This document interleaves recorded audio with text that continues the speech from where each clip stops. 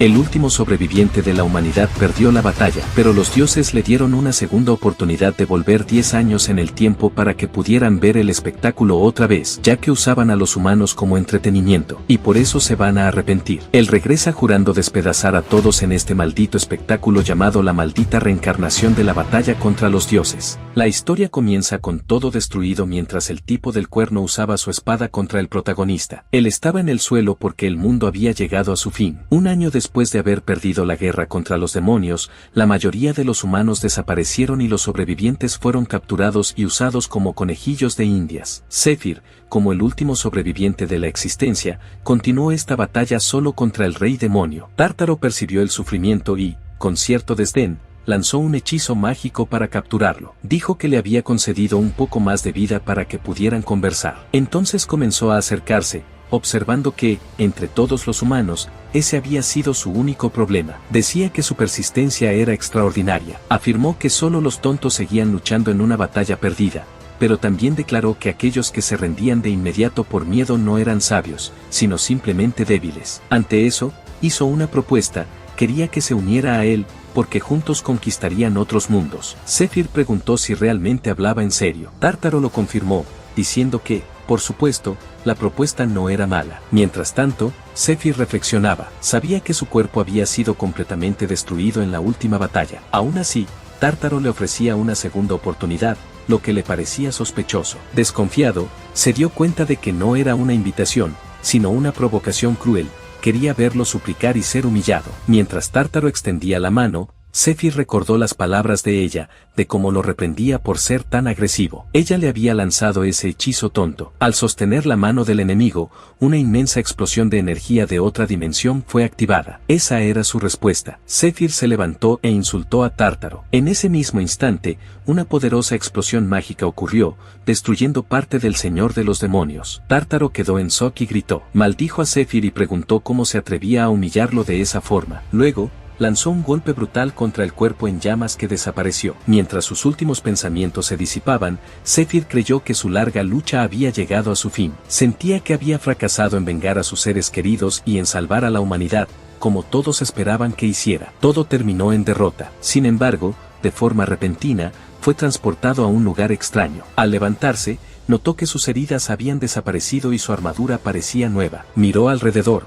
confundido. Vio una gran estatua frente a él y pensó que podría estar en un templo de algún dios, o tal vez era la vida después de la muerte. En ese momento, apareció una voz femenina diciendo que ese lugar no era el inframundo, sino el nivel más bajo del panteón, donde residían los dioses. Se dio la vuelta hacia la voz y vio el brillo de una puerta. Una mujer se acercaba mientras Zephyr, sorprendido, se daba cuenta de que no podía invocar su espada. Ella le pidió que no se alarmara y explicó que era una mensajera de los dioses llamada Mercedes, un ángel de élite. Dijo que él ya estaba muerto y que, normalmente, sería enviado directamente al inframundo. Sin embargo, debido a la insistencia de varios dioses, los 3 dioses supremos habían decidido enviarlo de vuelta en el tiempo. Ante la confusión, él preguntó qué quería decir con eso. Mercedes aclaró que sería enviado al pasado con todos sus recuerdos intactos, recibiendo así una oportunidad de cambiar el destino. Agregó, sin embargo, que solo la memoria sería preservada, su entrenamiento físico, maná y otras habilidades adquiridas no serían restauradas. Aún así,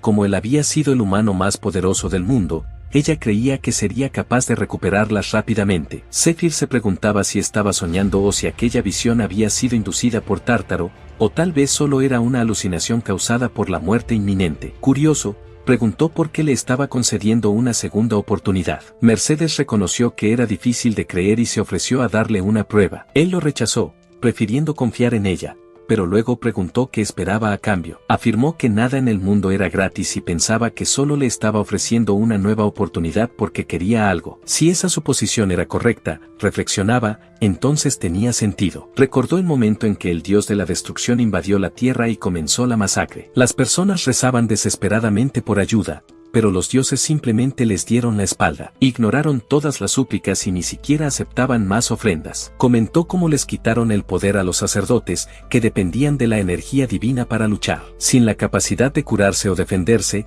el ejército humano colapsó casi de inmediato. Los dioses habían decidido que ya no había nada que ganar en ese mundo y, por eso, lo abandonaron. Observó que esos seres calculadores jamás darían algo gratis. Ella responde que sí y dice que dejará que los dioses hablen por sí mismos. Agrega que solo quieren ver algo un poco más entretenido. Él pregunta qué quiere decir. Ella explica que los dioses que lo observaban quedaron decepcionados al presenciar su muerte. Es extremadamente raro que un humano, ante una muerte segura, demuestre tanta fuerza de voluntad y resistencia. Hasta el final, los dioses quedaron profundamente impresionados con su capacidad de resistir al vasto ejército de demonios durante 5 largos años. Su lucha fue fascinante de ver. Continúa afirmando que muchos dioses sintieron tristeza al verlo partir del mundo tan pronto. Le pide que recuerde cómo parecía tener más suerte a medida que el final se acercaba. Ella explica que eso ocurrió porque los dioses decidieron ofrecerle apoyo, incluso pagando el precio kármico por ello. Lleno de ira, lanza un hechizo mágico contra ella y exige saber si eso es todo lo que les importa. Ella esquiva el ataque con facilidad. Él los acusa de tratar su lucha desesperada por la supervivencia solo como entretenimiento,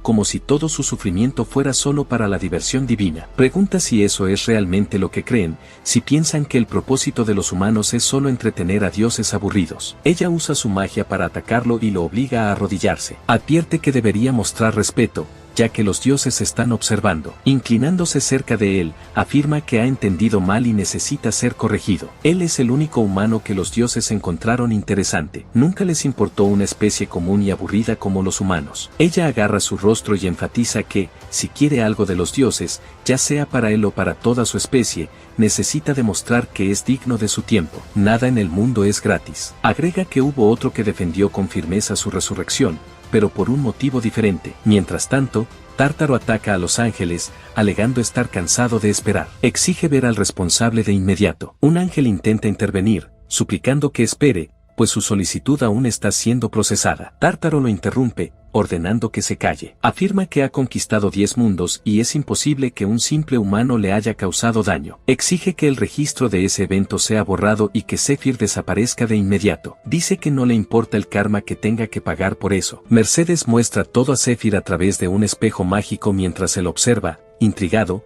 lo que Tártaro está haciendo. Ella explica que Tártaro es el dios de la destrucción y ya ha aniquilado 10 mundos, incluido el suyo. Su objetivo es destruir la mayor cantidad de mundos posible. Nunca perdió una pelea. Nunca fue herido por nadie, hasta ahora. Su historial perfecto fue quebrado. Ella pregunta si tiene idea del golpe que eso representó para el orgullo de Tártaro. Zephyr piensa si por eso Tártaro quiere traerlo de vuelta. Mercedes lo confirma. Desea enfrentarlo nuevamente para restaurar su puntuación perfecta. Ella pregunta qué piensa Zephyr sobre eso. Él responde preguntando si está bromeando, porque, si Tártaro tiene tantas ganas de morir, lo matará con gusto. Ella entonces informa que iniciará el proceso para enviarlo de vuelta. Será enviado a un momento aleatorio en el pasado, pero tendrá la oportunidad de reunir toda la fuerza que necesite. Además, los dioses que lo apoyan le concederán algunas ventajas como regalo, que podrán ser desbloqueadas tan pronto como regrese. Zephyr piensa que no le gusta recibir regalos de esos dioses asquerosos, pero una oportunidad es una oportunidad.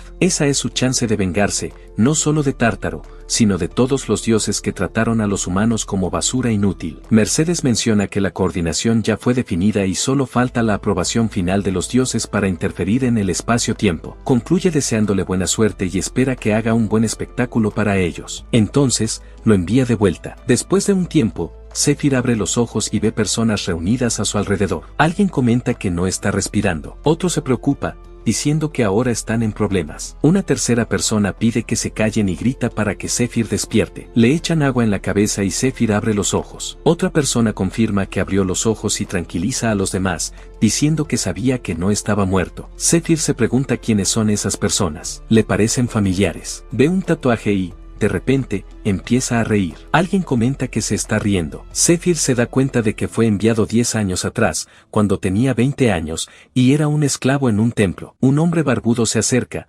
preguntando qué está pasando ahí. Un hombre de cabello amarillo responde que no es nada. El barbudo declara que el descanso terminó y ordena que todos vuelvan al trabajo. Advierte a Zephyr que, si hace algo así de nuevo, estará muerto. Zephyr responde con desdén. El hombre de cabello amarillo pregunta qué acaba de decir. Un hombre de cabello castaño interviene y sugiere que sigan adelante. Zephyr piensa que no tiene tiempo para perder con esos tipos. Un niño pequeño le agradece a Zephyr por protegerlo. Zephyr se pregunta quién es el niño. Han pasado 10 años, y ha olvidado muchos detalles. Se da cuenta de que será molesto acostumbrarse a todo eso de nuevo. Decide seguir adelante, pero hace una pausa para considerar sus opciones. Recuerda que necesita desbloquear las ventajas para usarlas cuando quiera. Cree que eso fue lo que le dijo Mercedes. Entonces, se da la vuelta y ve al niño yéndose en dirección opuesta. Se concentra y se dice a sí mismo que desbloquee las ventajas. Un poder mágico lo envuelve. Se sorprende al ver las ventajas y piensa que no puede creer lo que le dieron. Después de un tiempo,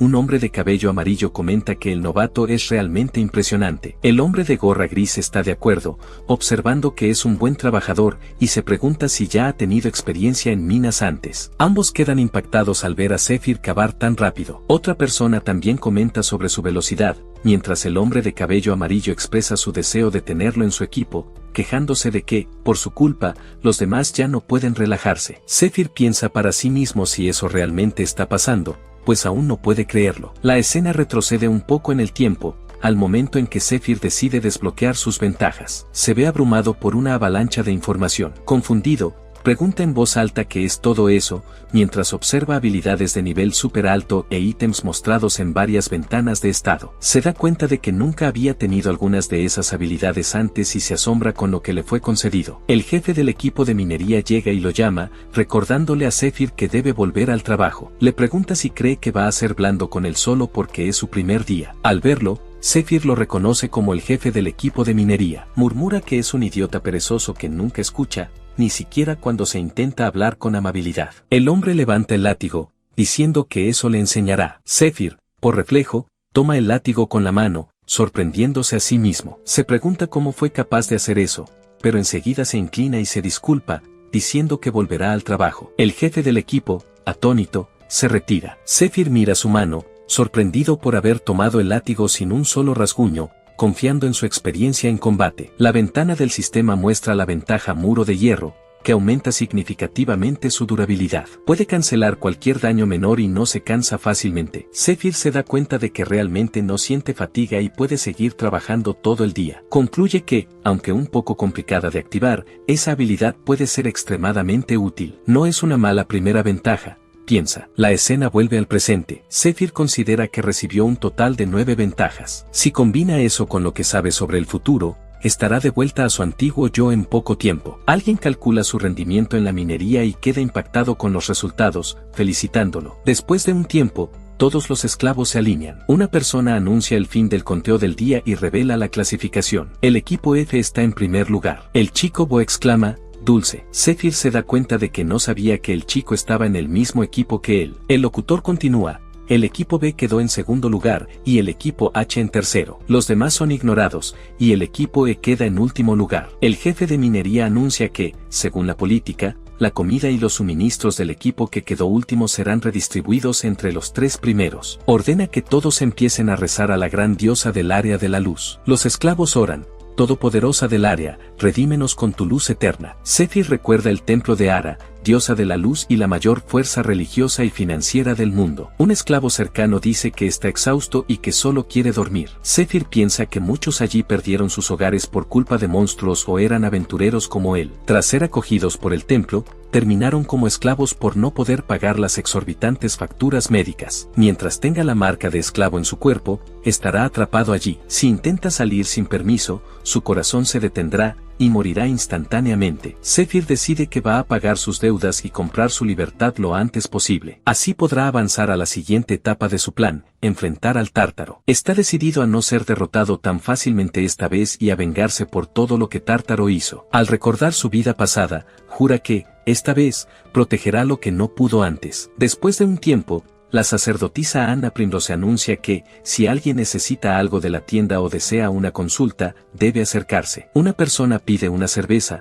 otra pide 2 papas asadas. El comerciante informa que un vaso de cerveza cuesta 80 monedas de plata. Zephyr piensa que, incluso después de tantos años, aún no se ha acostumbrado a los precios absurdos de ese lugar. El niño se le acerca y le pregunta si puede comprarle una bebida. Zephyr pregunta si tiene dinero. El niño responde que acaba de conseguir un poco, pero que no puede comprar nada caro. Agradece a Zephyr por haberlo salvado antes. Agrega que, gracias a él, el equipo quedó en primer lugar. Explica que todos en el equipo son débiles y generalmente quedan en último lugar. Esa fue casi la primera vez que lograron algo de dinero. Zephyr entiende ahora por qué estaban persiguiendo al niño. Si al menos una persona del equipo se enferma y no puede trabajar, la producción cae, y la clasificación del equipo enemigo sube automáticamente. Pregunta si el niño está bromeando, insistiendo en que no puede dejar que un niño pague por él. El niño se disculpa, diciendo que no quiso ofenderlo. Piensa para sí mismo que el niño debió intervenir antes porque esos tipos eran una molestia. Le dice al niño que no se acerque, porque solo lo estorbará, y se aleja. El comerciante lo saluda y le pregunta qué puede conseguirle. Pregunta si hay agua de recuperación disponible. El comerciante comenta que nunca lo ha visto por allí antes y pregunta si es nuevo y si tiene dinero. Explica que el agua cuesta 1 moneda de oro por vaso y 4 por botella, sugiriendo que habría sido mejor esperar hasta estar realmente herido. Coloca una moneda sobre la mesa y afirma que ganó 5 de oro, decidiendo hacer un préstamo para cubrir el resto. Pide el papeleo, observando que el lugar también ofrece crédito. El comerciante sella los documentos. El niño se acerca y pregunta si se ha vuelto loco, queriendo saber si tiene idea de lo aterrador que es asumir más deudas. Explica que, de un salario diario de 2 monedas, ya pierden una solo para pagar lo que deben. Sin ingresos, terminan en números rojos en poco tiempo. Le pide al pequeño que se calle y simplemente beba el agua de recuperación. El niño insiste, recordando que los intereses sobre préstamos extras son altísimos. Con desdén, suelta un da igual, afirmando que va a pagar todo de vuelta. Pregunta qué quiso decir el otro con eso. Sabe que el agua de recuperación es popular entre los fieles del templo porque regenera un poco de resistencia. Pero lo que pocos saben es que, si se ingiere en grandes cantidades, puede aumentar bastante el maná. Considera que sería necesario consumir más de 10 botellas de una vez para obtener un pequeño impulso, así que normalmente no vale la pena. Sin embargo, con la ventaja que posee ahora, el efecto se equipara al de cualquier poción. La ventana del sistema le alerta. La segunda ventaja adquirida es la habilidad secreta de Hermes, que aumenta en un 500% la eficacia de todas las pociones. Reflexiona que ganar dinero solo en las minas es prácticamente imposible, ya que no hay bonificaciones por esfuerzo extra. Después de terminar la bebida, comienza a ejercitarse y se pregunta cuál será su próximo paso. Algún tiempo después, el jefe del equipo de minería aparece y pregunta qué está pasando, sugiriendo que puede haber oído un monstruo en las profundidades de la mina. Se pone delante del hombre y confirma que realmente escuchó algo. Sugiere informar al equipo de caza y se ofrece a guiarlos hasta el lugar de donde provino el sonido. Concluye que las mazmorras son el verdadero lugar donde está el dinero. Reflexionaba sobre el hecho de que los monstruos surgían debido a una distorsión del maná. La mayoría de estas criaturas demostraban hostilidad hacia los humanos, lo que provocaba serios trastornos a la población a lo largo de los años. A pesar de ello, también ofrecían ciertas oportunidades, como las piedras de maná, formadas dentro de sus cuerpos, huesos o pieles, que podían utilizarse como materia prima para fabricar objetos. Con el tiempo, las personas comenzaron a ver a los monstruos como recursos valiosos. Las capas de monstruos o mazmorras pasaron a ser vistas como cofres de tesoro peligrosos. Eventualmente, apareció un equipo de caza especializado. Él los veía como una división formada por esclavos cuidadosamente seleccionados, elegidos por sus habilidades de combate. Debido a los riesgos que enfrentaban al lidiar con monstruos, este equipo recibía un salario base elevado, además de bonificaciones según su desempeño. Empezaba a preguntarse por qué, siendo un aventurero de profesión, había sido asignado a trabajar en las minas. Creía que debía haber alguna razón oculta detrás de eso. Algún tiempo después, el tendero interrumpió sus pensamientos preguntando si estaba prestando atención. El comerciante explicó que no podía prestarle más dinero. Zephyr preguntó si había excedido el límite diario. El tendero aclaró que el valor máximo permitido ya le había sido concedido en ese periodo. Zephyr consideró que la situación no le favorecía y concluyó que,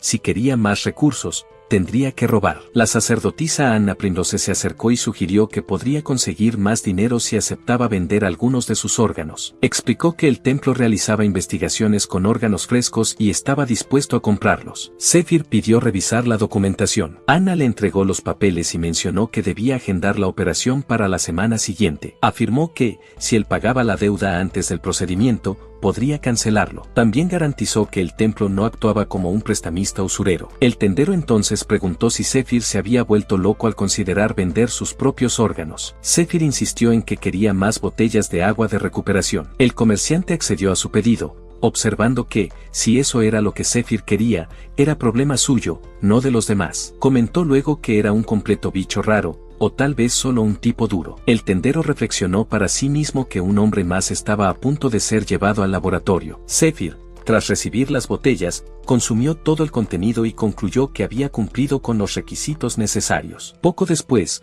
un miembro del equipo de caza llamado Goat se acercó y preguntó si él era Zephyr, el responsable de guiarlos hasta el monstruo. Zephyr entendió que era el momento correcto y confirmó su identidad. Goat se presentó como el jefe de la unidad Recon, acompañado por Dale y Marco. Zephyr comentó que no poseía visión nocturna, pero podía usar detección de maná. Agregó que era un gusto conocerlos. Reflexionó que, aunque la visión nocturna permitía ver en la oscuridad, la detección de maná extendía una red sensorial que ampliaba su percepción. Creía que esas habilidades eran absolutamente esenciales para infiltrarse en mazmorras oscuras sin atraer la atención de los monstruos. Goat pensó que eso lo libraría de comprar una poción de visión nocturna. Sugirió que, si Zephyr estaba listo, podían partir de inmediato. Marco entregó algunos objetos a Zephyr y le indicó que los cargara y los acompañara. Dale comentó que era interesante ver a un minero utilizando maná y preguntó si Zephyr los lideraría en la mazmorra. Goat lo interrumpió con una orden seca de que guardara silencio. Zephyr decidió observarlos con atención. Dos de ellos le eran desconocidos,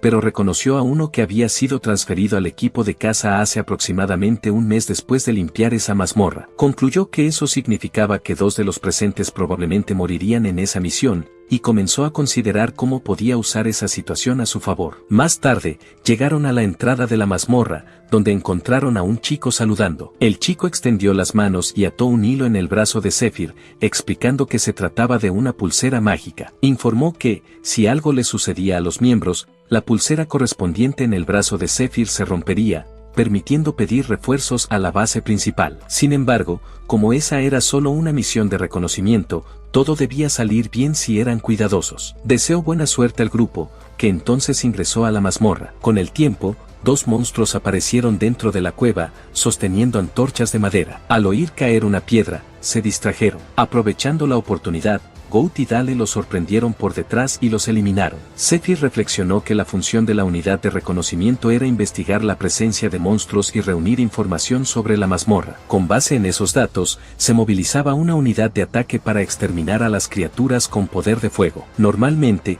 ese era el procedimiento estándar. Goat comentó que esos dos monstruos parecían simples rezagados. Dijo que su hábitat se encontraba al otro lado de la entrada de la mina y que el equipo de caza de NB ya había informado de ese hecho la semana anterior. Dale añadió que los sobrevivientes del ataque probablemente se escondían en esa área. Zephyr recordó que el equipo Recon también estaba compuesto por cazadores habilidosos. Goat llamó a Dale y Marco, sugiriendo que se encargaran de la situación por su cuenta. Zephyr observó que, a veces, cuando se creían capaces, preferían limpiar la mazmorra sin ayuda externa. Dale argumentó que su misión era explorar, no correr riesgos innecesarios. Preguntó qué harían si encontraban muchos monstruos o enemigos más poderosos. Goat respondió que eran 4, no solo 3, y que eso sería suficiente para enfrentar incluso a un cobalto. Dale, sin embargo, cuestionó si Goat hablaba en serio y alegó que Zephyr no contaba, ya que solo cargaba el equipo. Preguntó cómo podrían limpiar una mazmorra con esa formación. Marco interrumpió,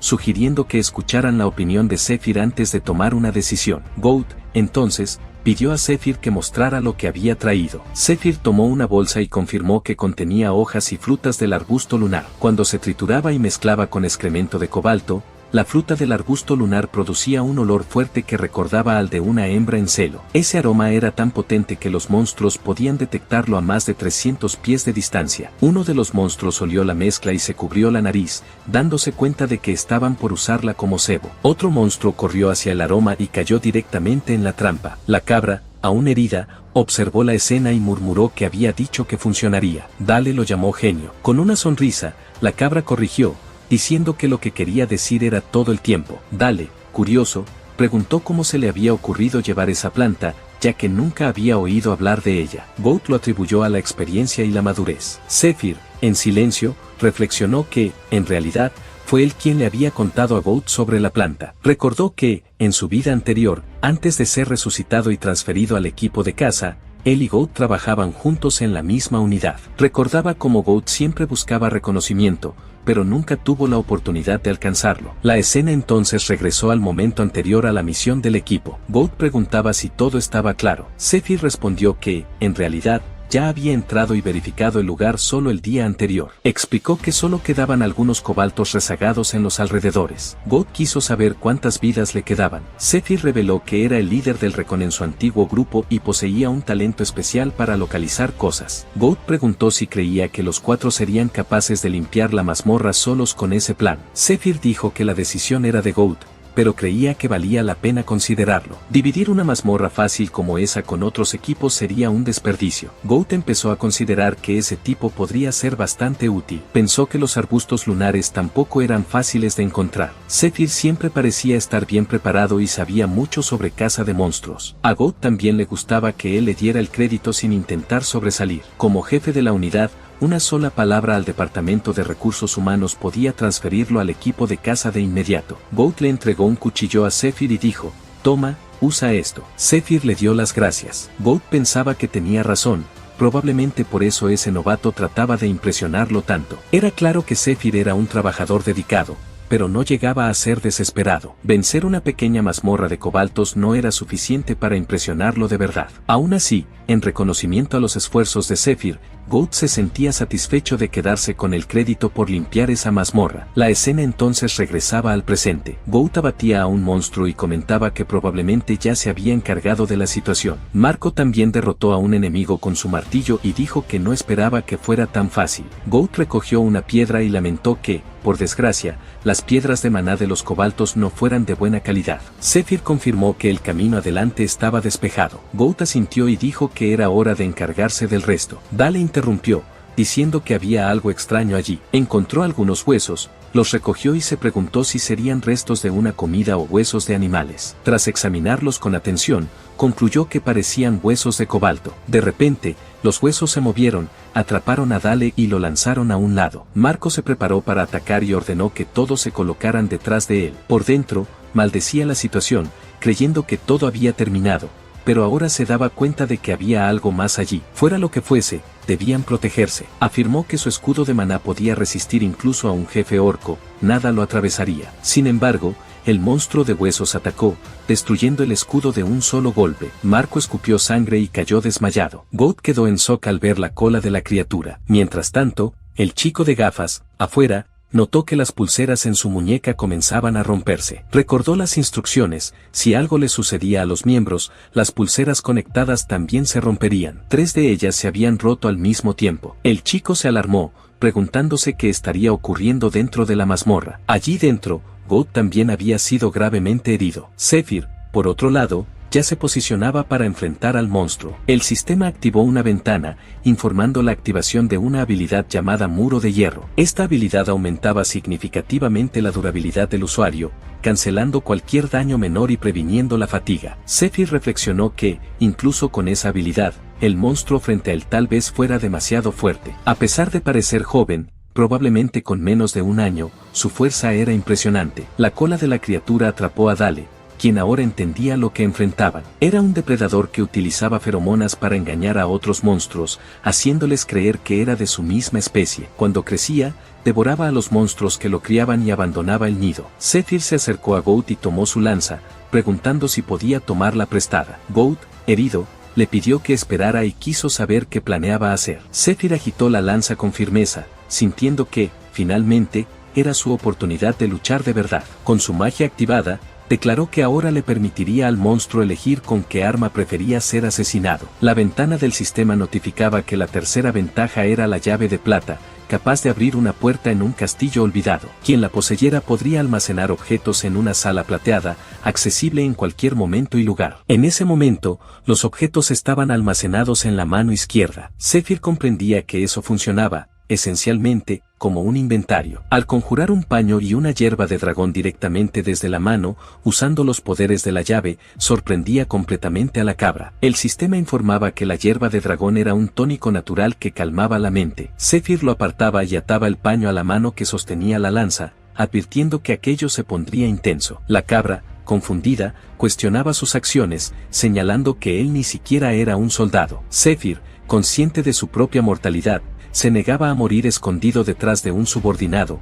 como un cobarde. El monstruo avanzaba al mismo tiempo que él, mientras preparaba su ataque con la lanza. La ventana del sistema notificaba el uso de la habilidad miedo, capaz de paralizar enemigos con terror. La cabra, observando, recordaba una antigua lección oída en los primeros días de servicio. Recordaba vívidamente una ciudad siendo atacada por un depredador adulto, y como todos allí simplemente se quedaron parados, incapaces incluso de parpadear, congelados por el miedo. No había nada que hacer, salvo esperar su turno. En el presente, la cabra reaccionaba en shock al sonido del ataque de Zephyr, intentando comprender lo que estaba ocurriendo. Zephyr, al golpear con la lanza, confirmaba que el efecto del miedo estaba siendo neutralizado con eficacia. Entonces escupió la hierba de dragón. El sistema reiteraba nuevamente el efecto calmante del tónico y también revelaba la segunda ventaja, la habilidad secreta de Hermes, que aumentaba en un 500% la eficacia de cualquier poción. Reflexionaba que, entre las 9 ventajas, solo una era un arma real,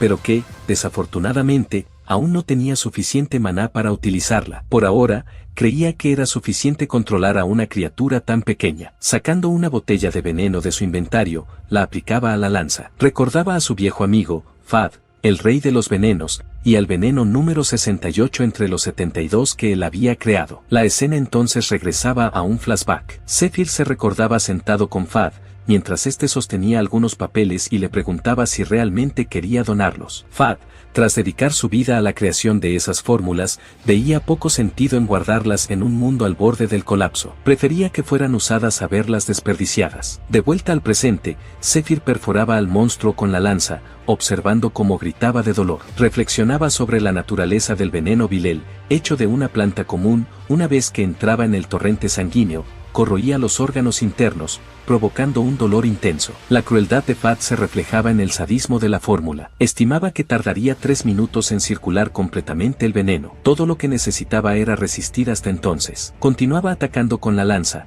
pero el monstruo lo arrojaba lejos con la cola. Zephyr, decidido, lanzaba el frasco de veneno directamente en la boca de la criatura. El monstruo vomitaba sangre. Faltaba poco, quizás 2 minutos, no. Solo uno. Zephyr reconocía que sus habilidades no serían suficientes para escapar, así que necesitaba asegurarse de que el monstruo cayera. Continuaba apuñalándolo, incluso mientras la cola de la criatura intentaba golpearlo nuevamente. Al agarrarla, sentía que el final se aproximaba. Cuando la cola se movía violentamente, Zephyr saltaba sobre el monstruo, rompía la lanza al clavársela en el ojo de la criatura y usaba la otra mitad para perforar el cráneo. Luego, sacaba el cuchillo y lo clavaba en el segundo ojo del monstruo, que rugía de dolor. Sujetándose del cuchillo para mantener la posición, notaba que aún no había terminado. Faltaba un golpe más. Montado sobre el monstruo, reflexionaba sobre el momento presente, comparándolo con su situación de 10 años atrás. Sabía que, en su estado actual, no era lo suficientemente fuerte como para vencer solo con fuerza bruta. Por eso se había preparado con anticipación. Recordaba el agua de recuperación, generalmente considerada ineficaz por solo aumentar el maná cuando se consumía en grandes cantidades. Sabía que era necesario beber más de 10 frascos a la vez para una pequeña ganancia, lo que la hacía poco práctica. Pero con la ventaja de Hermes, se volvía tan poderosa como cualquier poción de élite. El sistema le notificaba una vez más sobre el aumento del 500% en la eficacia. Ahora, con maná suficiente, podía perforar incluso el cráneo de un depredador. Cargando su lanza con maná, utilizaba la técnica básica de liberación y entonces finalizaba al monstruo con un ataque decisivo. Mientras tanto, la cabra observaba y era invadida por un recuerdo. Pensaba que, como jefe de la unidad, bastaba una palabra suya al Departamento de Recursos Humanos para que Zephyr fuera transferido al equipo de caza. Estaba casi seguro de que esa era la razón por la que Zephyr se esforzaba tanto. Aún así, podía ver que él era un trabajador dedicado, pero no desesperado. Creía que vencer una simple mazmorra de cobalto no sería suficiente para impresionarlo. Sin embargo, reflexionando mejor, la cabra se daba cuenta de lo equivocado que estaba. Zephyr no necesitaba esforzarse para impresionarlo. Sus talentos, por sí solos, garantizarían reconocimiento. Era solo cuestión de tiempo hasta que llegara a la cima. No obstante, en ese momento, él aún era solo un menor. Ni siquiera podía entrar en una mazmorra por cuenta propia, y por eso necesitaba la ayuda de la cabra para hacerlo. Tras la batalla, Zephyr se acercaba y, con seriedad, indicaba que necesitaban hablar. Después de un tiempo, aparece un hombre de cabello amarillo gravemente herido e insiste en que no es uno de ellos, jurando que dice la verdad. Un hombre de cabello negro sostiene la estrella Fla, que se mueve para atacarlo, girando de manera amenazante. El hombre de cabello amarillo suplica, recordando que se unieron al templo y pidiendo que crean que él no adora al dios de los demonios. Sahak ordena que lo aplasten. El hombre de cabello negro lo golpea y lo mata. Una cien pies emerge del cuerpo muerto. Sahak la ataca con un cuchillo mágico y declara que es una cien pies marcada. Lame el cuchillo y afirma que sabía que ese tonto era un adorador del Tártaro. Después de un tiempo, Sahak se arrodilla ante las mafias de los inquisidores. Ellos observan que Sahak mató a 7 miembros del equipo solo para capturar a una rata, cuestionando si una proporción de 7-1 no parece bastante ineficiente, especialmente considerando la urgencia de la situación. Sahak explica que sabe cómo operan esas personas y que pueden suponer que los otros miembros de la unidad ya fueron convertidos. Con solo un mes hasta el ataque, si no erradican a los herejes escondidos en el templo lo más rápido posible, se arrepentirán. El inquisidor Mao cede y acepta calmar las cosas con el equipo de caza, pero insiste en que, a cambio, espera resultados reales. Enfatiza que Sahak lo representa y no debe avergonzarlo. Sahak responde afirmativamente. Mientras tanto, en el Departamento de Recursos Humanos, una chica de cabello corto dice, bien, entonces, Capitán Goat de la unidad de reconocimiento, primero complete el formulario de solicitud. Pregunta si es él quien está recomendando a alguien para la transferencia, y cuál es el nombre y posición de la persona. Goat responde que es Zephyr, del equipo de minería, que acaba de unirse a ellos esa semana. Ella reconoce el nombre y pide un momento. Explica que, al nombrar a un miembro de otro departamento para la transferencia,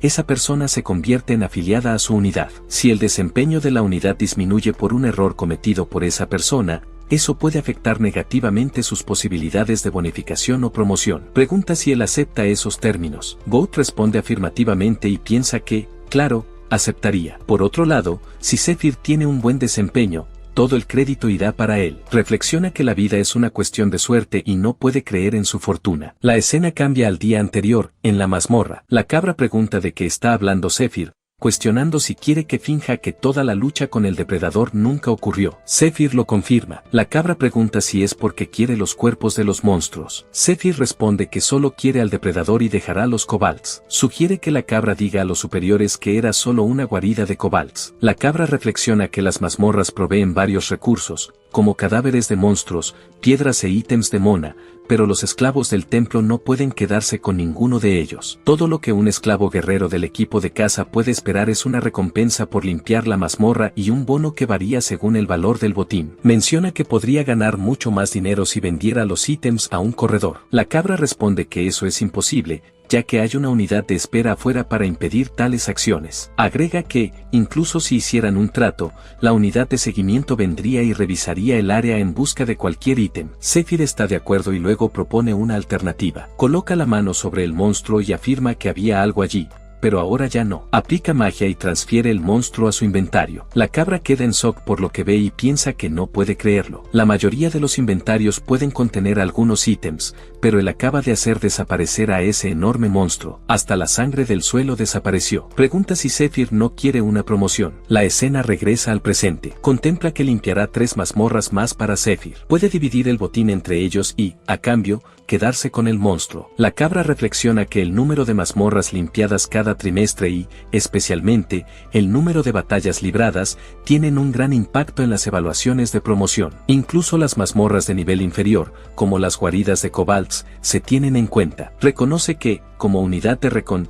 no se involucran en muchas batallas, y por eso quedó estancado como líder de unidad los últimos 3 años. Sin embargo, con alguien tan poderoso como Zephyr en su equipo, todo cambia. Se da cuenta de que la unidad de recon, siendo la primera en entrar en las mazmorras, puede tenerlas para sí misma, sin interferencia de nadie. Si logran limpiar algunas mazmorras con solo un pequeño grupo, eso lo hará parecer bien como líder de unidad, aumentando sus posibilidades de promoción. Zephyr quiere dinero. Es un buen negocio. Todo lo que necesitan hacer es tener cuidado de no ser atrapados. Si consigue un buen precio por el depredador, podría pagar fácilmente su deuda. Le gustaría dejar el templo de inmediato, pero aún hay algo que necesita hacer allí. Sabe que los caballeros del templo se están preparando para un gran ataque dentro de aproximadamente un mes. Durante ese ataque, descubrirán un ítem que causará sensación en toda la tierra. Cree que debe participar en el ataque, pase lo que pase. Está decidido a obtener ese ítem para cambiar el futuro. Después de un tiempo, Goat anuncia que el registro fue completado y que Zephyr ahora es un miembro del equipo de casa. Le entrega su etiqueta de identificación y le instruye que la lleve al Arsenal para recibir su equipo básico. Zephyr reflexiona sobre su vida pasada,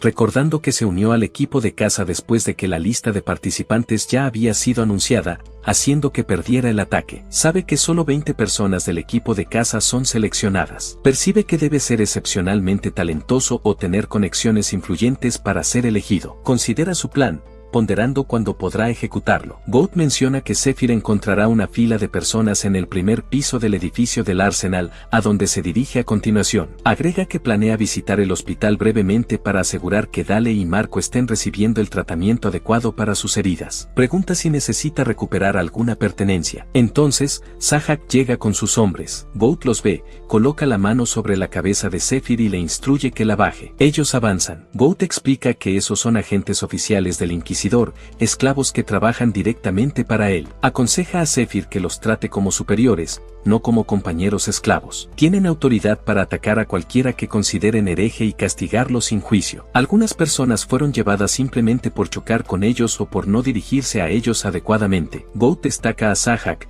describiéndolo como el perro loco que se unió al equipo de agentes del Inquisidor con el único propósito de matar gente. Una vez que pone los ojos en alguien, nunca los deja escapar. Todos deben tener cuidado con él. Sahak interrumpe, señalando a Zephyr y diciendo que él estaba allí. Goat queda en shock y se pregunta si escuchó correctamente. Se disculpa por un momento, afirmando que algo lo está incomodando. Presenta a Zephyr como un menor y a sí mismo como Sahak, un agente del Inquisidor. Goat pide a Zephyr que declare su nombre y posición. Aclara además que él acaba de ser transferido a su equipo y asegura a Sahak que, como líder del equipo, se encargará de cualquier problema que surja. Sahak ordena que se calle, afirmando que no le preguntó nada. Considera el aura asesina que emana de Zephyr y confirma sus sospechas. Puede sentirla solo con Zephyr parado allí. Cree que la mayoría de las personas no lo notaría, pero él tiene el sentido agudo de un sabueso de sangre. Este tipo es genuinamente poderoso, observa. Zephyr está vestido como un menor, pero fue transferido recientemente al equipo de caza,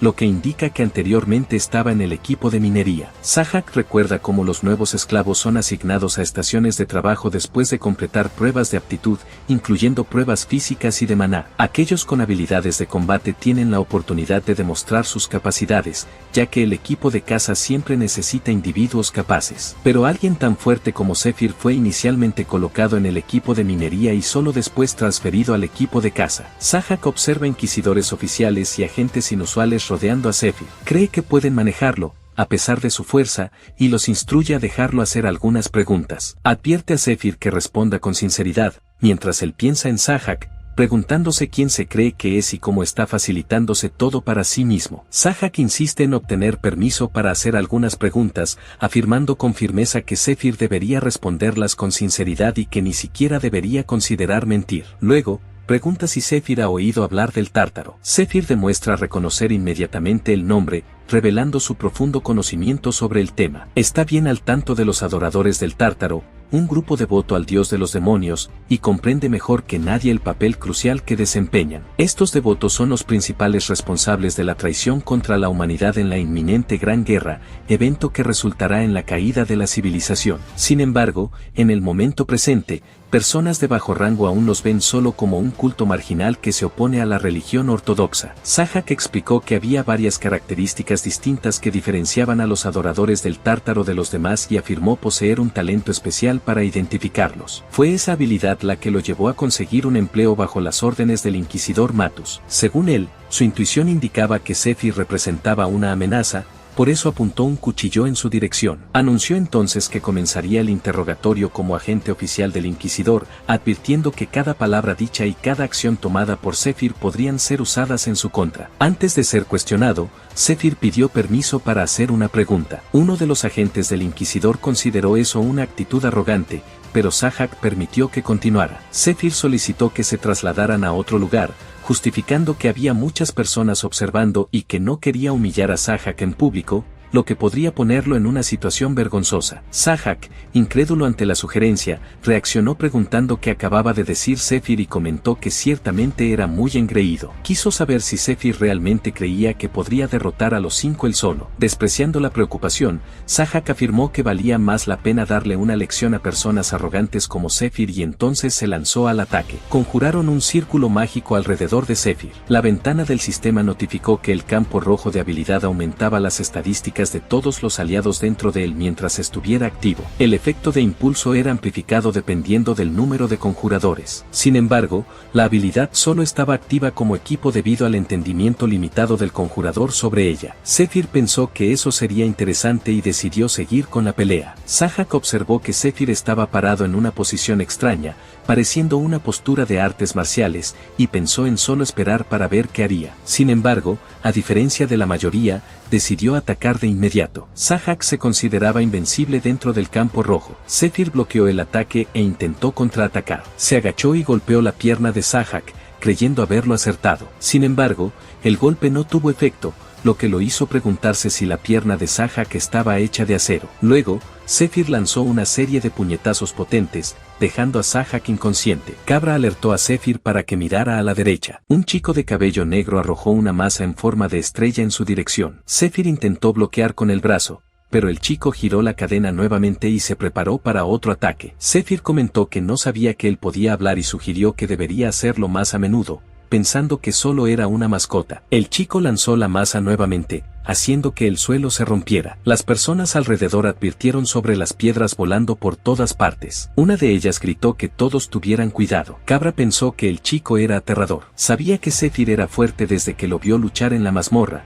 pero se sorprendió al verlo derrotar a Sahak en pocos segundos con un nuevo arte marcial. Además, la masa del hombre alto parecía tener voluntad propia al desgarrar el suelo. Al observar con atención, notó que evitaba completamente a Zephyr. Cabra se preguntó qué sucedería si Zephyr realmente lograba derrotarlos. Sahak quedaría tan humillado que ni siquiera podría solicitar una orden oficial de arresto. Cabra creía que, si Zephyr los derrotaba, ni siquiera habría interrogatorio. Sin embargo, en caso de perder, sería culpado por asociación como líder de la unidad. Por eso, esperaba que Zephyr ganara. Un hombre de cabello amarillo comentó que el tiempo de Zephyr se estaba acabando. Cabra preguntó qué quería decir con eso. El hombre explicó que, aunque Zephyr estaba luchando bien y esquivando los ataques, ya habían pasado varios minutos. Zephyr agarró la cadena de la masa y notó una luz mágica a su alrededor. Pensó en que el campo rojo aún estaba activo. El chico de cabello negro intentó jalar la cadena con su poder. Al mismo tiempo, Sahak aprovechó para atacar por la espalda con una espada. Zephyr concluyó que los enemigos se volvían más fuertes con el tiempo. Sahak declaró que el juego había terminado. Ordenó que Zephyr se preparara,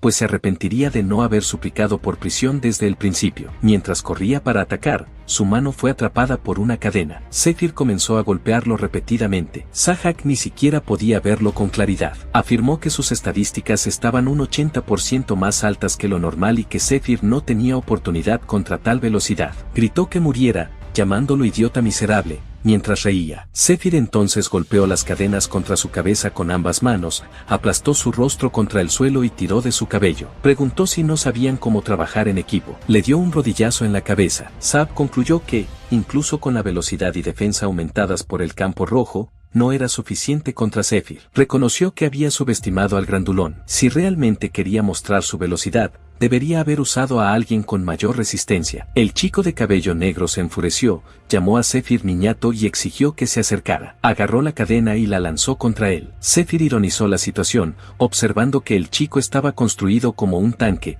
pero insistía en usar cadenas en lugar de pelear cuerpo a cuerpo. Pensó que, si sus antiguos subordinados hubieran cometido errores tan graves, él mismo los habría golpeado. Aprovechando el aumento de poder de la habilidad mágica básica, jaló la cadena e hizo que la masa cayera al suelo. Todos quedaron impactados con la escena. Sahak intentó levantarse, pero fue derrotado nuevamente. Con rabia y humillación, preguntó quién era Zephyr. Zephyr respondió que pensaba que Sahak era un interrogador y preguntó si eso era todo lo que tenía para decir. Con frialdad, dijo que Sahak no tenía derecho a saber su identidad y comenzó a alejarse. Desde la ventana, Ned Strier observaba todo. Le pareció increíble y se preguntó si Zephyr había sido enviado por su maestro. Una persona pregunta qué ha sucedido. Otra dice que no puede creerlo, Sahak había perdido. Él intenta levantarse y dice que lo matará. Zephyr piensa que es un mal perdedor y considera que ha completado la primera parte de su plan. La única cuestión ahora es cuándo oirá hablar de ello, pero es solo cuestión de tiempo. De repente,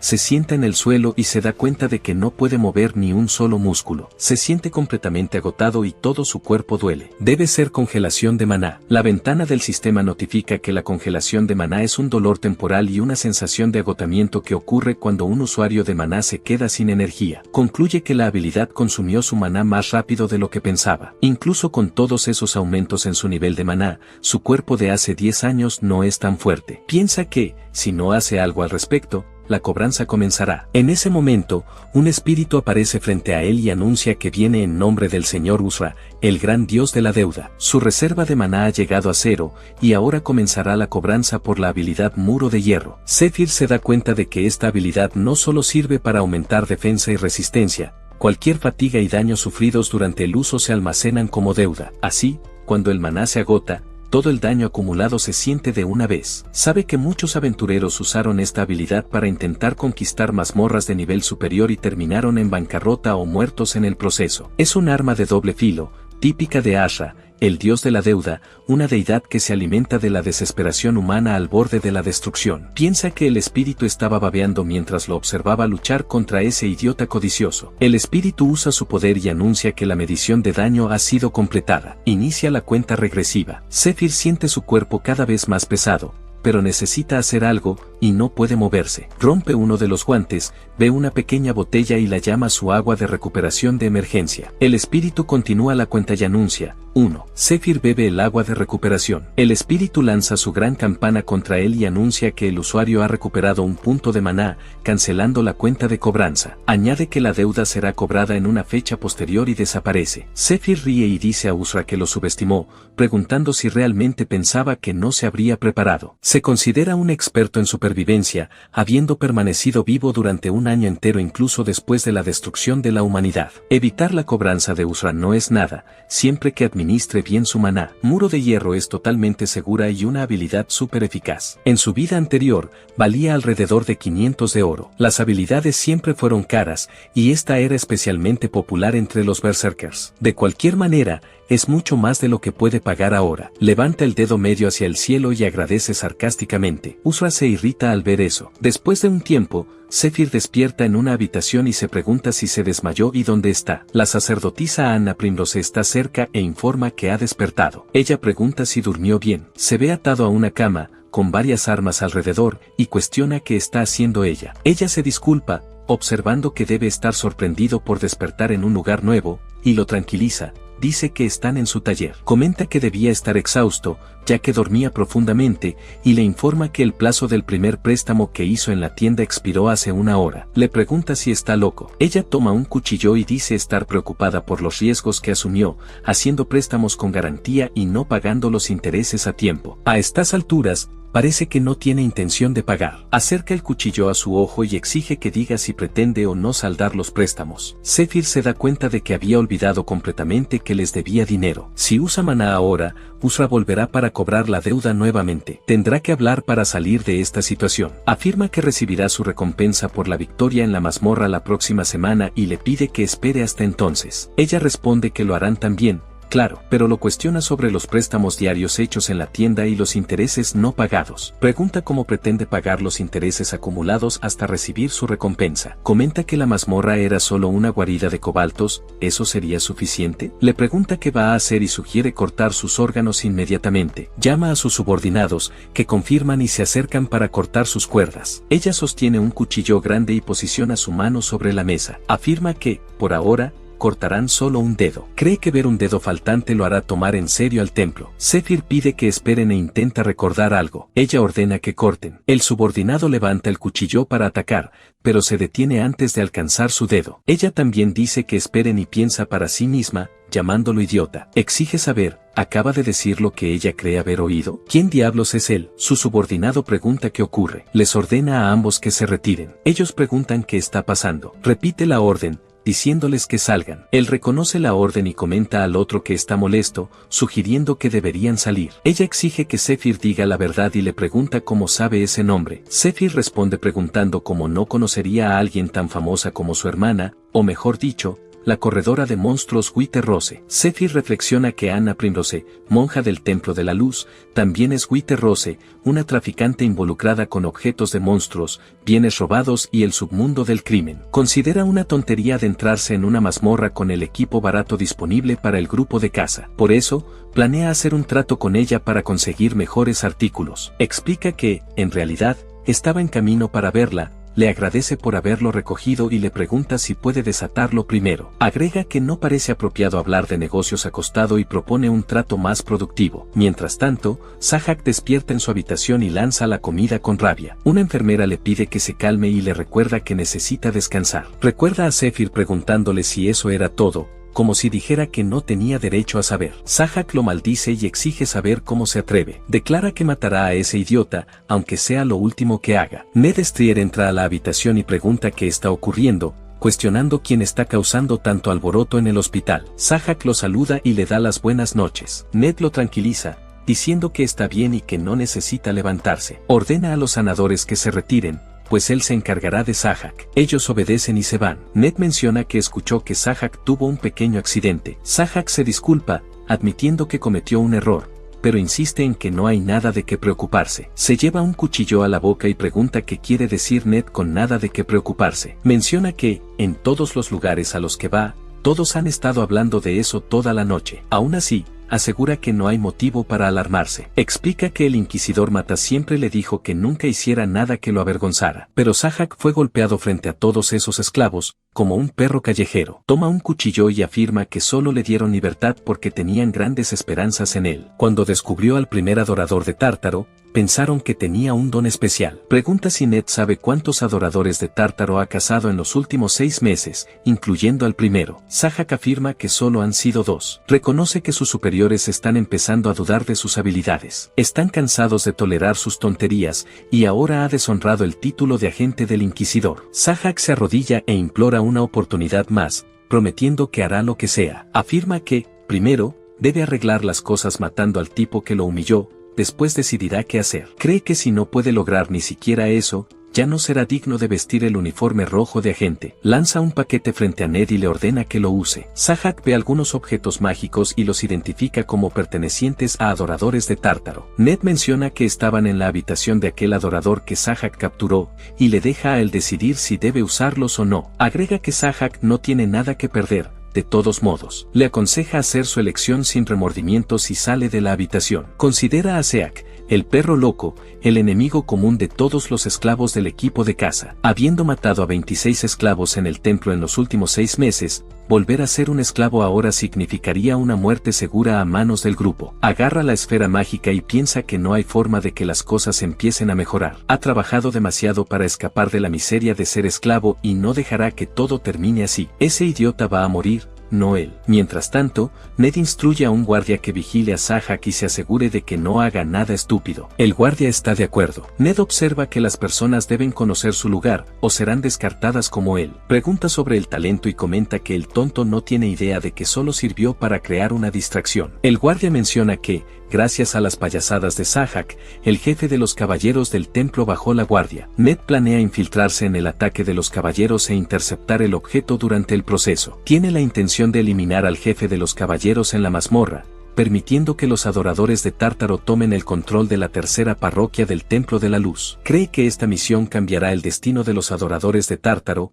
y no permitirá que nadie arruine sus planes. Acepta investigar a Zephyr. Considera que Zephyr estaba usando técnicas de artes marciales que solo el maestro y sus discípulos conocen. Si el maestro lo envió para ayudarlos, ¿por qué no se acercó de la forma habitual? Cree que Zephyr es sospechoso. Si no tiene cuidado, podría filtrar información sobre ellos. Por eso, planea usar a Sahak para ponerlo a prueba. Decide que, si Zephyr no está de su lado, simplemente se desharán de él. Mientras tanto, Anna Primrose observa el cadáver del monstruo y piensa que no puede creerlo. Pensaba que solo era un lunático, pero mira eso. Zephyr pregunta si le gustó. Ella pregunta si está bromeando y dice que le encantó. Después afirma que, de todos modos, quiere asegurarse de que todo esté bien. La ventana del sistema notifica los objetos a vender, un cadáver de depredador con N piedras mona, cerebro y algunos huesos dañados. Los objetos a comprar son 5 encantamientos divinos avanzados, un rosario milagroso de curación, una piedra de salamandra, un set de alquimia de plata, alquiler de una hierba bendita del sol, una hierba bendita de la luna, un cuerno, etc. Observa que no hay nada allí que no pueda conseguirle. El problema es el dinero. Esos objetos cuestan 5.000 de oro en total. Tendrá que traerle 3 depredadores más. Él dice que no hay problema, se los traerá en 3 semanas. Le pide que tenga todo listo para entonces. Pero antes de eso, necesita un favor más. Después de un tiempo, Zephyr se sentó con Cabra y los demás integrantes del grupo. Cabra, buscando crear un ambiente más acogedor, comentó que todos ya se conocían, pero sugirió que se presentaran nuevamente para el nuevo integrante. Comenzó presentando a Marco, refiriéndose a él como el petrolero de la unidad. Marco respondió cordialmente, mostrando placer en conocer a Zephyr. A continuación, Cabra mencionó a Dale, destacando que llevaba solo 3 meses con ellos, pero ya se mostraba como un excelente espadachín. Por último, presentó a Zephyr como el miembro más nuevo y prometedor del equipo. Con un gesto entusiasta, Cabra animó a todos a brindar, levantando sus copas. Mientras tanto, Zephyr observaba al grupo con cierta curiosidad, preguntándose por qué había tanta tensión en el aire. En su opinión, todos deberían estar más tranquilos, al fin y al cabo, él había sido enviado para ayudarlos. Aunque tenía el rostro serio, admitía que la comida no era digna de una fiesta, pero, considerando las deudas de todos, era lo mejor que podían hacer. Antes de que el ambiente se enfriara aún más, Zephyr pidió la palabra. De forma discreta, sacó una botella escondida y, en tono directo, declaró que no solía beber orina de caballo. Todos se mostraron visiblemente felices al ver la botella y comenzaron a preguntar dónde la había conseguido. Él creía haberla adquirido de Witte Rose, una bebida de lujo que la mayoría de los esclavos jamás soñaría con comprar. Sugirió entonces que todos tomaran un trago y propuso un brindis por la futura colaboración entre ellos. Cabra comentó que ya sabía qué tipo de persona era Zephyr, un tipo agradable, y todos llenaron sus copas. Zephyr veía un intercambio útil,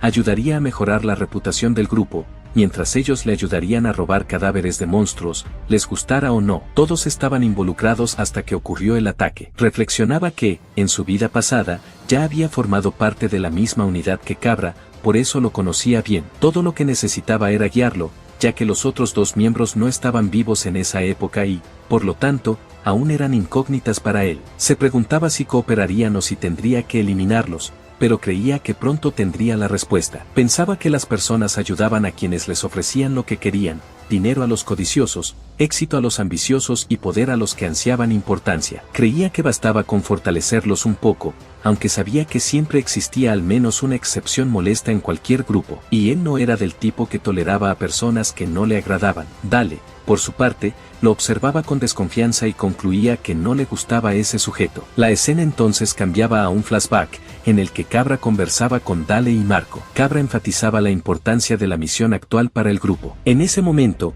él estaba en el nivel 4, mientras que Marco y Dale estaban en el nivel 5. Como bien sabían, incluso un ascenso de nivel alteraba drásticamente la forma en que los demás los trataban. Por eso, pedía la cooperación de ambos y que trataran a Zephyr con gentileza. Marco mencionaba que aún le parecía increíble que el novato los hubiera salvado y que Cabra hubiese hecho un trato con él. Dale reconocía que, como líder de la unidad, era decisión de Cabra, pero cuestionaba si no deberían haber sido consultados antes. Cabra admitía que también se preguntaba si Zephyr no habría inventado toda la historia, aprovechándose de su inconsciencia para engañarlo. Sin embargo, descartaba la idea de que un novato pudiera derrotar solo a un depredador, considerándola absurda. Cuestionaba entonces quién más podría haber hecho eso. Advertía que, si alguien descubría el trato, podrían acabar presos o incluso ejecutados por tráfico de cadáveres de monstruos. Marco colocaba el dedo sobre los labios, pidiendo silencio, ya que alguien podría escucharlos. Recordaba que Zephyr ya formaba parte de la unidad y que habían acordado dividir las recompensas en 3 partes. Sugería que esperaran para ver cómo se desarrollaría la situación. La escena volvía al presente. Dale incluso consideraba la sugerencia de esperar para ver,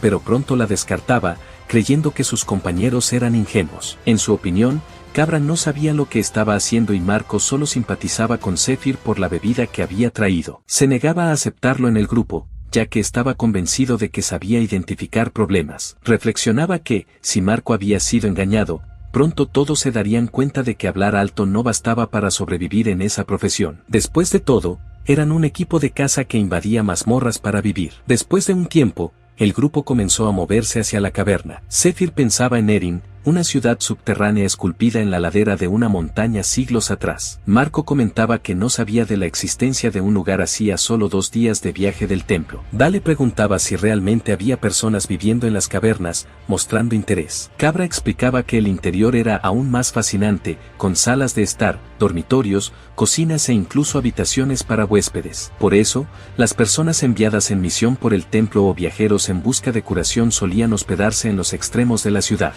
Recordaba haber estado allí cuando aún era un novato. Marco bromeaba diciendo que Cabra debería haberlos llevado allí en esa época, y no ahora, cuando el lugar ya estaba infestado de monstruos. Entraron en la caverna y en las telarañas esparcidas a su alrededor. Zephyr activaba su habilidad mágica y reflexionaba sobre la percepción de maná. Esa técnica aumentaba su sensibilidad al envolver su cuerpo con maná o al esparcirlo por el suelo, permitiéndole detectar contornos de objetos, movimientos y especialmente la presencia de maná, como si tocara físicamente a los objetivos. Siguiendo con el grupo, avistó una araña de acero negra. Luego, se sentaron en el suelo para discutir. Dale preguntaba si realmente estaba allí. Zephyr confirmaba, diciendo que había encontrado rastros en la entrada. Comenzaba entonces a explicar el plan. Evitarían las telarañas y seguirían hasta el agujero donde estarían las arañas bebé. Dibujando un esquema en el suelo, continuaba, verterían una droga paralizante en el lugar, esperarían 1 minuto y eliminarían a todas. Agregaba que tendría que mantener su percepción de maná activa durante ese tiempo,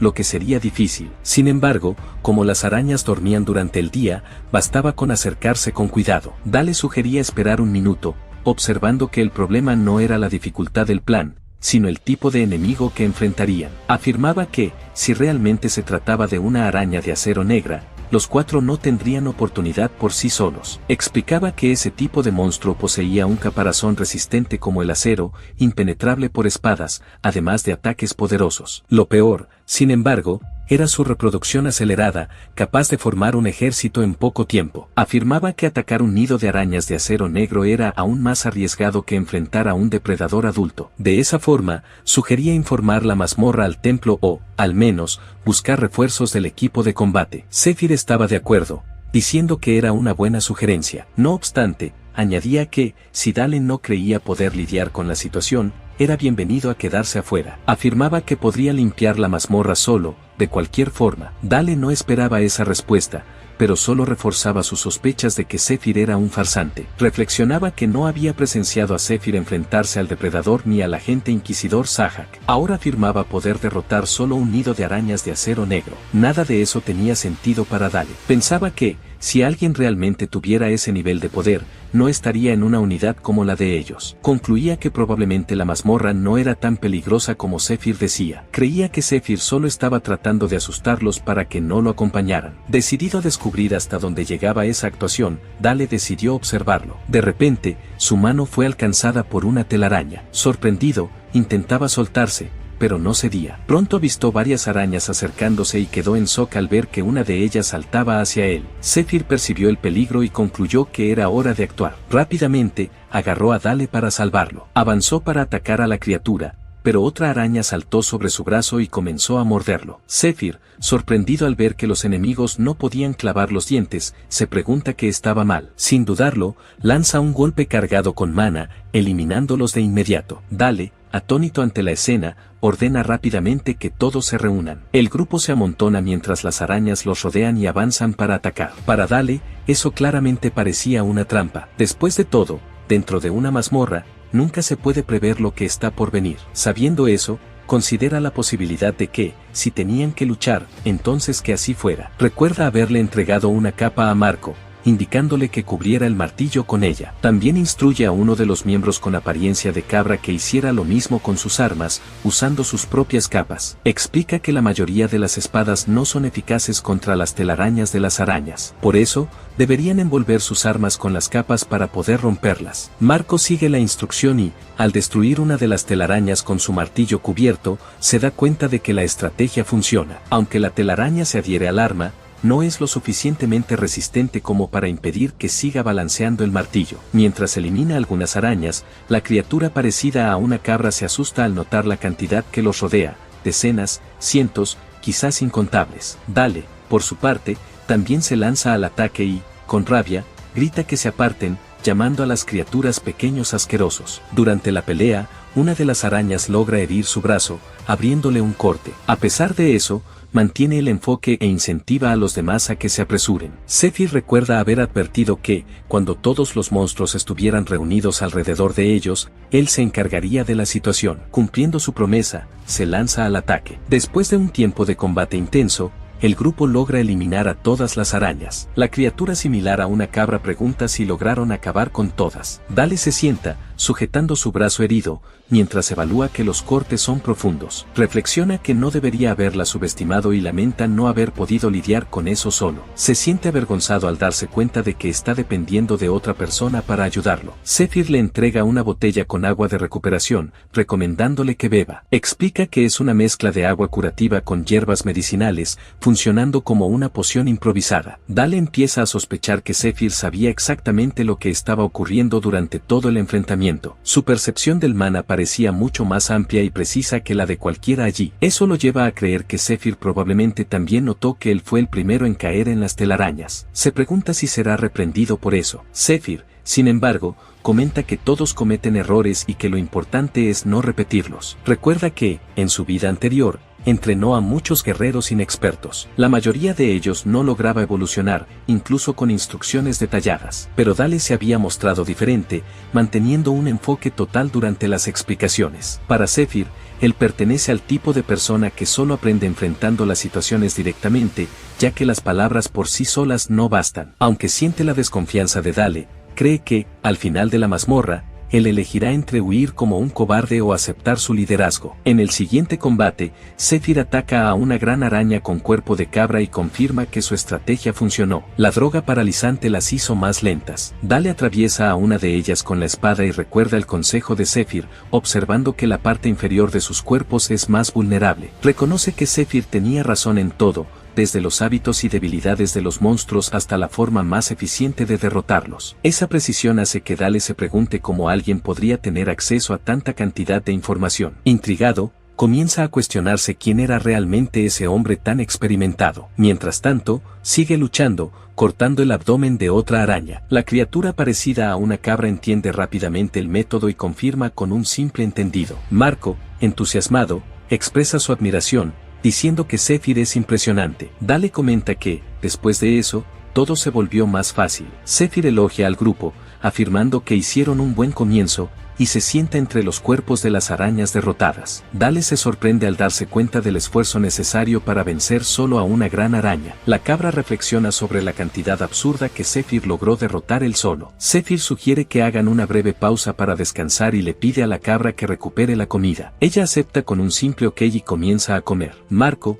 curioso, le pregunta a Zephyr en qué área trabajaba antes. Zephyr responde que era un aventurero. Marco continúa, preguntando si había pertenecido a un gran gremio o entrenado con algún maestro renombrado. Dale también muestra interés, reflexionando sobre el misterioso pasado de Zephyr. Sin dar muchos detalles, Zephyr comenta que ahora solo queda la sala del jefe. Marco reacciona con entusiasmo, diciendo que eso es genial. La cabra pregunta qué deberían hacer a continuación. En respuesta, Zephyr corta la pierna de una araña, divide el hueso e improvisa un arma con él. Afirma que todos cumplieron bien sus roles hasta ahora, pero que, a partir de este punto, necesita que le dejen el resto a él. Los demás se quedan impactados al oír esas palabras. La cabra reflexiona sobre los últimos 4 años que pasó en el equipo de caza. Durante ese tiempo, muchos compañeros perdieron la vida, pero él tuvo la suerte de sobrevivir. Sin embargo, esa supervivencia no fue mera casualidad. Siempre eligió las rutas más seguras y siguió fielmente las órdenes de sus superiores, evitando riesgos innecesarios. Recuerda a Dale comentando que sería un desperdicio compartir una mazmorra tan fácil como aquella con otras personas. Mientras tanto, Marco observa que no esperaba que todo fuera tan simple, recordando el momento en que encontraron una cabra de piedra. Lamenta que los monstruos de piedra no fueran más valiosos, ya que se trataban solo de cobaltos. Atribuye a eso el hecho de nunca haber sido promovido, aunque eso no le molesta. Para él, arriesgar la vida no vale la pena. Zephyr anuncia que cumplió con su parte y exige que todos salgan de allí. La cabra se da cuenta de que Zephyr pretendía enfrentar al jefe de la mazmorra solo desde el principio. Considera que, de hecho, no serían de gran ayuda, así que lo mejor sería dejarlo actuar libremente. Asiente resignado, aceptando la decisión. Marco, sin embargo, sugiere que, ya que todos están allí, podrían acompañar a Zephyr en esta última etapa. Después de todo, no tenía sentido simplemente irse. La cabra se pregunta qué estaba queriendo decir Marco con eso. Dale, por su parte, está de acuerdo con la idea, afirmando que tendrían más posibilidades si trabajaban en equipo. La cabra, en sus pensamientos, considera que Dale debería recuperarse pronto. Observa que solo son dos, y que acabaría muriendo si no aprendía a reconocer sus propios límites. Mira a Zephyr, pensando si debería intentar convencerlo de impedir que los otros lo acompañaran. Sin embargo, Zephyr aclara que hubo un malentendido. Él no los mandó a descansar, sino a marcharse, ya que ahora pretendía asignar funciones a cada uno. La cabra se siente insegura ante la nueva situación, discrepando silenciosamente de la decisión. Después de un tiempo, Zephyr avanza más profundamente en la caverna. Al mirar hacia abajo, concluye que finalmente llegó al corazón de la mazmorra. Observa que la reina araña está en proceso de desove. Una gran araña protege el lugar, y él la reconoce como una araña nocturna, protectora del nido. Sabe que la reina araña es la verdadera líder del cubil, y que no podrá avanzar en silencio por mucho más tiempo. Las arañas nocturnas raramente se mueven de sus posiciones, funcionando como centinelas pasivas que bloquean cualquier intruso. Usando su inventario mágico, recupera una llave de plata y un poco de flujo común. También toma un saco de harina y lo lanza en dirección a la reina araña. Luego, empuña su ballesta y dispara una flecha. Al impactar, ocurre una explosión. Piensa que basta una pequeña chispa en esa niebla de polvo para iniciar una reacción en cadena entre las partículas, lo que se conoce como una explosión de polvo. Corre de inmediato, sabiendo que eso no sería suficiente para eliminar a sus enemigos. La reina araña comienza a perseguirlo. Dispara otra flecha y piensa que eso es flechas envenenadas. Una notificación del sistema informa que utilizó el veneno Belil, número 68 entre los 72 más mortales creados por Fad, el rey de los venenos. La sustancia causa un dolor extremo, pero aún así, las arañas continúan siguiéndolo. La escena cambia a un flashback. Él sostiene un saco con telarañas y explica que son de una araña de acero negra, capaces de ser exprimidas para producir más hilos. La cabra pregunta si esas telarañas funcionarían contra otras arañas. Zephyr confirma,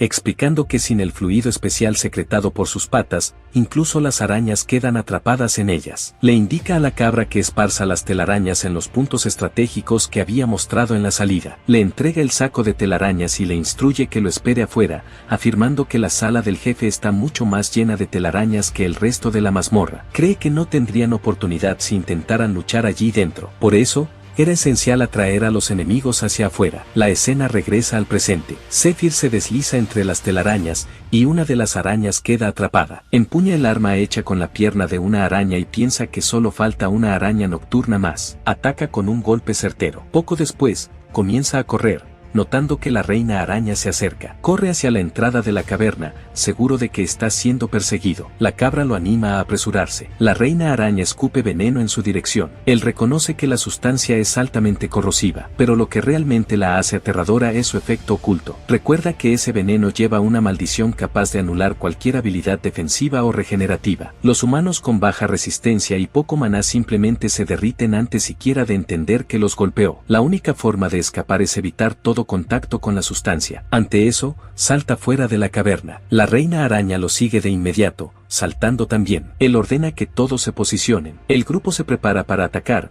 mientras Zephyr salta empuñando su arma, listo para enfrentar a la criatura. La reina intenta alcanzarlo, pero él retrocede y la provoca, diciendo que está listo para recibirla. Decide actuar como el tanque del equipo, pues sabe que es el único capaz de enfrentar al jefe cara a cara. Recuerda el momento en que explicó a los demás que debían causar el máximo daño posible mientras él distraía a la criatura. La revelación sorprendió a todos. La cabra, temblorosa, sostiene su arma con fuerza. Mientras sostiene su lanza, está paralizado por el miedo. Sus aliados están inmóviles, observando a la criatura frente a ellos. Al observar al ser enorme, su presencia aplastante hace que parezca una existencia muy inferior. Pensando que siempre evitó el peligro porque su propia seguridad era lo primero, la cabra se pregunta cómo podrían derrotar a algo como la reina araña. Dale recuerda una memoria dolorosa, cuando otros miembros del equipo de caza se burlaban de ellos. Uno de ellos ordenó que prepararan la comida y limpiaran el equipo. Otro apuntaba sus armas y dudaba de sus habilidades,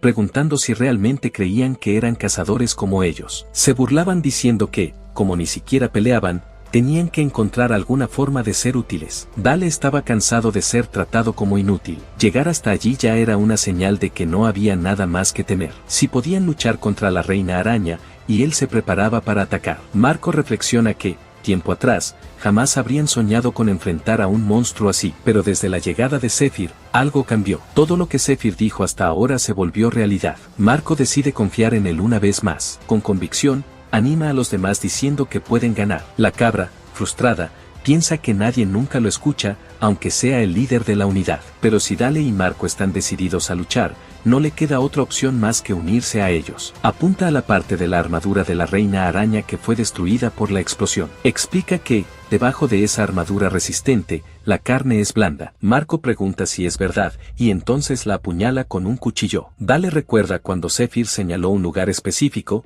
instruyéndolos a apuntar allí. Dijo que ese punto era un cúmulo de nervios que pasa justo por el centro de la pierna. Dale cubre su espada con un tranquilizante y corta exactamente en ese lugar. Sonríe al ver la hoja entrando y dice, Dulce. En ese momento, la reina araña lanza telarañas a su alrededor. Él se da cuenta de que no hay tiempo para esquivar. Zephyr da un gran salto y la ataca con fuerza. Provoca a la araña, llamándola insecto feo, y lanza varios golpes. Dale observa, sorprendido por la fuerza de Zephyr. Bloquea todos los ataques de la reina araña, y Dale apenas puede seguir sus movimientos. Recuerda cuando la cabra comentó que las arañas no eran tan fuertes, cuestionando si Zephyr estaba seguro de que quería que ellas atacaran. La cabra sugirió que tal vez debería hacerlo solo, pero Zephyr los tranquilizó. Dijo que todo estaría bien. La reina araña estaría furiosa porque sus huevos fueron quemados y no notaría lo que sucediera a sus espaldas. Además, las arañas de acero negro de la reina tenían una característica inusual. Una vez más,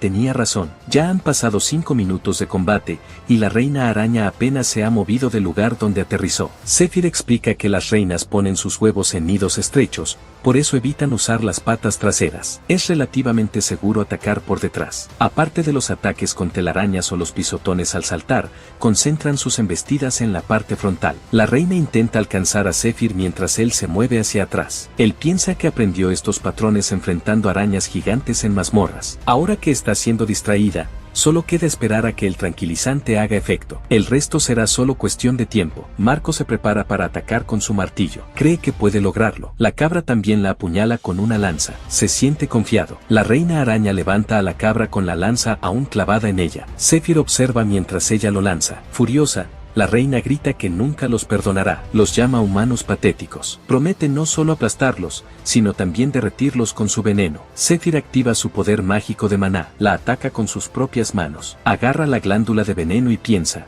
aquí está. Arranca la glándula del cuerpo de la araña. Hola a todos. ¿Les gustó la historia? A mí me encantó. Si quieren seguir la próxima parte, asegúrense de suscribirse al canal y dejar un like. Nos vemos en la próxima historia, chicos.